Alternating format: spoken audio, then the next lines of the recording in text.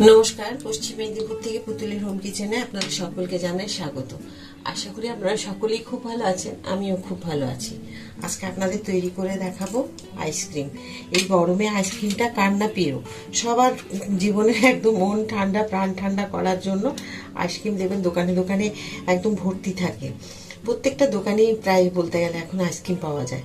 তা আমরা বাড়িতেও যদি তৈরি করে একটুখানি বাড়ির পরিবারের সকলকে খাইয়ে খুশি করতে পারি, তো তার জন্য আজকে খুব সহজ পদ্ধতিতে আপনাদেরকে দেখাবো যে কিভাবে আইসক্রিম আপনার বাড়িতে চটজলদি তৈরি করে নিতে পারবেন। চটজলদি বলতে একটুখানি রাখতে হবে সময়, কিন্তু বাড়িতে তৈরি করে সকলকে খাইয়ে মন খুশি করে দিতে পারবেন। তো চলুন, আমি এখন গরম জল, মানে উষ্ণ গরম জল, খুব ফুটন্ত নয়, ফুটন্ত জলে কিন্তু দেওয়া যাবে না, দিয়ে দেবো এখন আমি এখানে 1 বাটি দুধ, গুঁড়ো দুধ। আপনারা যে কোনো গুঁড়ো দুধ আপনারা নিতে পারেন, নিয়ে দিয়ে দেবেন। এখানে আমি 1.5 গ্লাস জল দিয়েছি, আর এখানে প্রায় ধরুন এই বাটিটা 250 গ্রাম দুধ ধরে, তো 250 গ্রাম মতো দুধ দিয়েছি আমি এখানে। তারপরে এই মিক্সটা দিয়ে আমি এভাবে এখান থেকে আমি অল্প একটু দুধ তুলে নেব।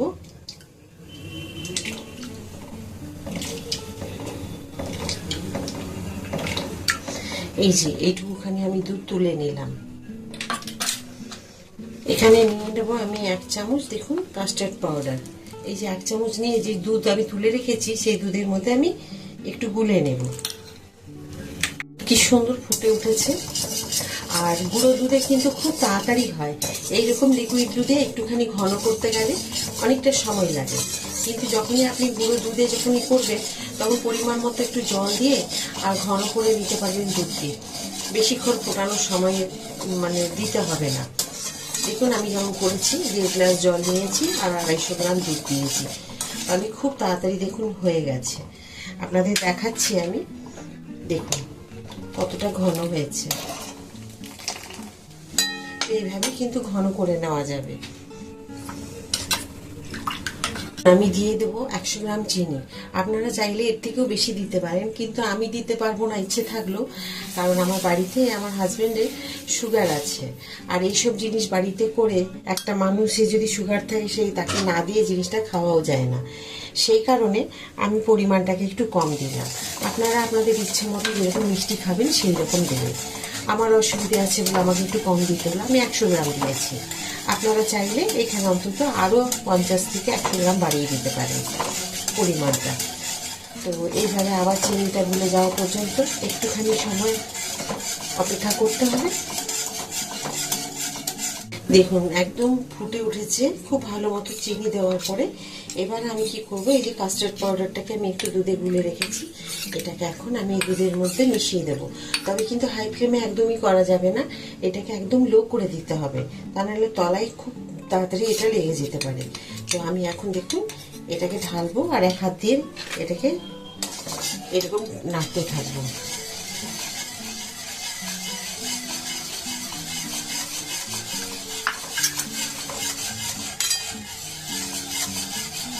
এখন এই ফ্লেমটাকে একটু বাড়িয়ে দেবো। আবার আমি 2 চামচ দুধ নিয়েছিলাম এখান থেকে, সেখান থেকে নিয়ে আমি আপনাদেরকে ওটা দেখাতে ভুলে গেছি, 2 চামচ কোকো পাউডার নিয়ে নিয়েছিলাম।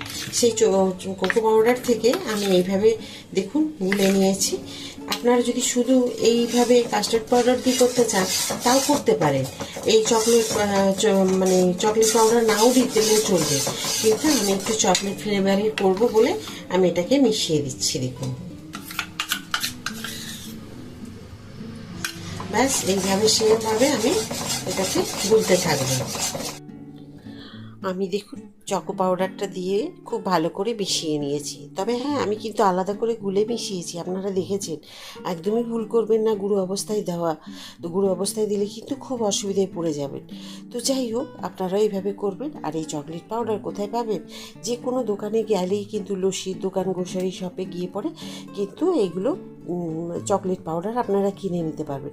অনেকে কফি পাউডার দিয়ে করে, খারাপ হয় না, কিন্তু চকলেট পাউডার দিয়ে করলে আরও ভালো টেস্টি হয়। তো দেখুন সমানে কিন্তু আমি সাইডগুলোকে ছাড়িয়ে নিচ্ছি আর ঘনটা দেখে নিচ্ছি বারবার কতটা হয়েছে। তবে ঘন হয়ে গেছে একদম থকথকে, আর হয়তো 5-7 মিনিট এভাবে কিন্তু মানে ঘেটে নিলেই কিন্তু হয়ে যাবে।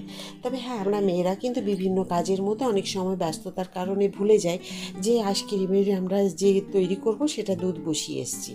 তো অনেক সময় ডালা ডালা হয়ে যায়, বসে যাবে, থকথকে হয়ে যাবে।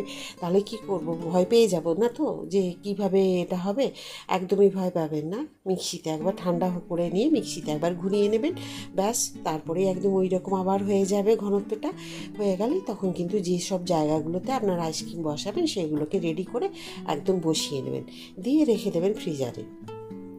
আমার আজকে মনটা খুব খারাপ হয়ে গেছে। সকাল থেকেই আমাদের এখানে প্রচুর লোডশেডিং হচ্ছে, বারবার কারেন্ট যাচ্ছে, বলতে গেলে থাকছেই না। আমি বুঝতে পারছি না আইসক্রিমটা আমি এত শখ করে আপনাদেরকে দেখালাম কি করে বসাবো, মানে বসানো অবস্থায় আপনাদেরকে দেখাবো যে সুন্দর হয়েছে। তো যাই হোক, যেমনই হবে চেষ্টা করব আপনাদের কাছে নিয়ে আসা। তো আমি দুটো জায়গা নিয়েছি দু রকমভাবে দেখাবো বলে। তো একটা টিফিন কৌটোতে আর একটা গ্লাসে। তো কেন গ্লাসটা দেখাচ্ছি সেটা আপনারা পরে বুঝতে পারবেন যে এই গ্লাসটা কেন দেখালাম। তো চলুন ঢেলে নিই। ঢেলে নিলাম টিফিন কৌটো থেকে অনেকটা আছে, তো প্রথমে ঢেলে নিলাম ওখানে, তারপরে নেব গ্লাসে, বাকিটা আবার হয়ে গেলে আবার টিফিন কৌটোতে ঢেলে নেব।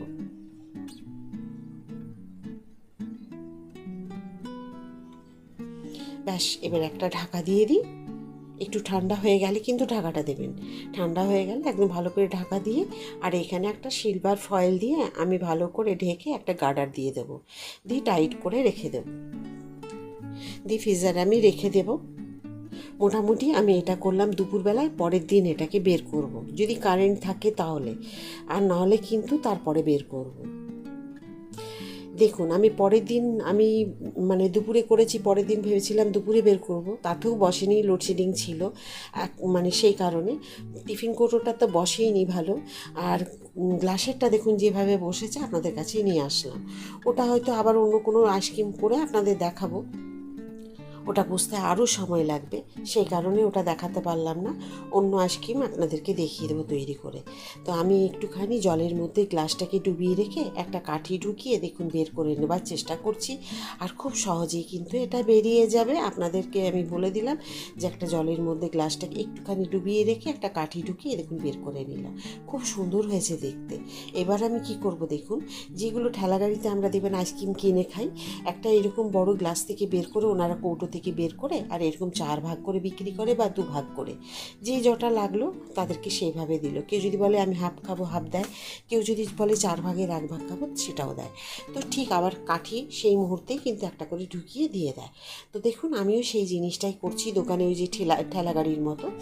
আর সত্যিই খুব সুন্দর হয়েছে কিন্তু। তবে আমাদের বাড়ির তৈরি জিনিস তো একদম খাঁটি হয়। দোকানেরগুলো তবুও মনে হয় কি জানি কী দিয়ে করেছে, কিন্তু বাড়ির তৈরি জিনিস একদম মন ভরে কিন্তু শান্তি পাই আমরা যে জিনিসটা সঠিক। তো যাই হোক, খুবই ভালো হয়েছে। আপনাদের কেমন লাগলো অবশ্যই কমেন্ট করে জানাবেন। যদি ভালো লাগে প্লিজ লাইক সাবস্ক্রাইব করতে একদম ভুলবেন না। আবার দেখাবে একটা নতুন ভিডিওতে। সবাই ভালো থাকুন, নমস্কার।